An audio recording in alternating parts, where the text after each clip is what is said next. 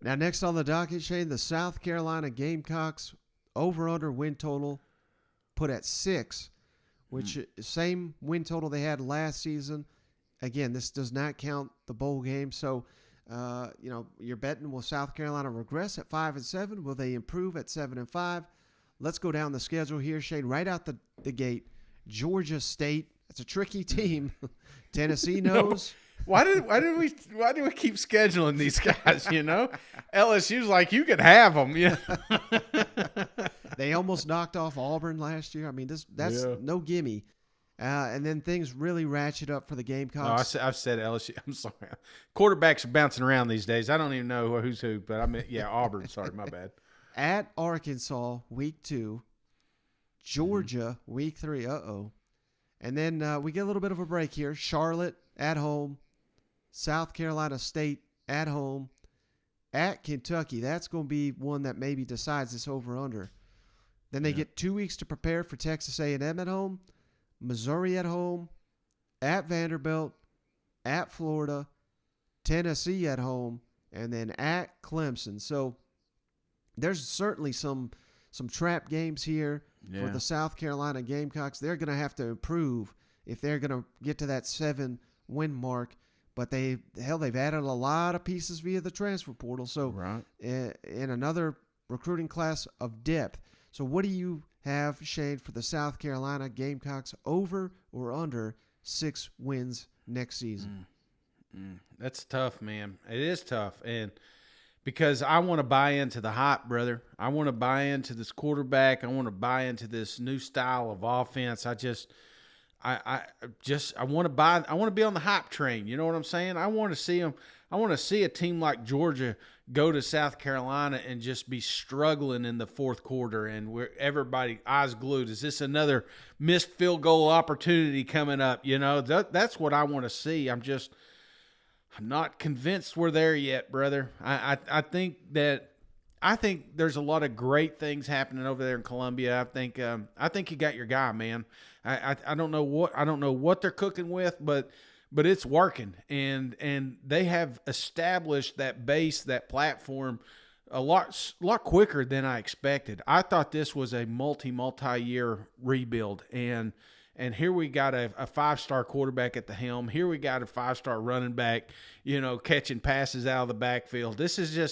They've got some serious weapons, some serious contenders, and I think we're a season away, brother. That's my only thing is I think this is a team that catches fire, and it's probably going to catch people off guard, and there's going to be some watching this game saying, I can't believe we're struggling in the South Carolina Gamecocks. But when you're talking about getting 7 wins, where are you getting them, man? Are you getting the Arkansas game that early? Are you beating Georgia? Are you beating Kentucky? Are you beating an A&M? Mizzou, Florida at the tail end of this thing. Can you beat the Gators again? Tennessee, Clemson, is this the year you take Dabo down? I just think there's too many ifs to give them the over. But talent prevails. So I got to. I'm buying into the hype, Mike. So give me the over. This is one of those I'm not super confident in, but I just think, man, there's going to be some great things coming out of Columbia, and I do think they catch a couple of these teams off guard. So not super confident. So give me 10%. I'm not putting my mortgage payment on this thing, but I think they nailed it with the spread. I think this is a 7-win program, but I think they're more likely to go over than under. Damn, you had me fooled there, Shane. I already marked down cousin Shane in the under. Had to delete that. He's hitting the over. So, but I'm proud of you, Shane, because I think you nailed this one. If there's one thing we've seen from Shane Beamer and company, I know it's just been one season, but they have really shown the ability. Now, they've been inconsistent at times, to be sure, but they have shown the ability. They can upset an Auburn. They can upset a Florida. Hell, we thought they were going to get beat in the bowl game. They whooped the hell out of North Carolina. You know what I mean? So they have the ability, I think, to scheme around and pull an upset, get these players up for the games. Can they do it week in, week out?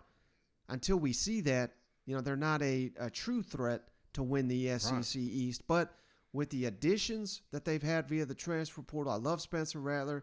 People tired of me saying that. I think if they use Jaheim Bell a lot more, I love the tight end they got, Stogner. They've added a couple of transfer receivers that look very promising. I think they're going to have the weapons, Shane. Yep. This season in Columbia to pull a couple more upsets. And I don't know who that's going to be, Shane. That's why they call it an upset. But, I'm looking at you, Arkansas. I'm looking at you, Kentucky. I'm looking at you, Tennessee and Florida. These are games, I think South Carolina wins one or two of these games. And I'm seeing 5 other games that are, cakewalks for the Gamecocks. So give me the over. I'm going a lot more confident than you, Shane. I'm going 90% over for the South Carolina Gamecocks. I think they're a much better football team this season than they were last season, year 2 under Shane Beamer. Yeah, Mike's buying into that propaganda, man. He is signing up, Gamecocks. That's me. I keep hearing all these good things, and it's like, damn, maybe they are ready, So maybe if they could piece this thing together and come out here and win some ball games, who knows, man? South Carolina may make some noise in these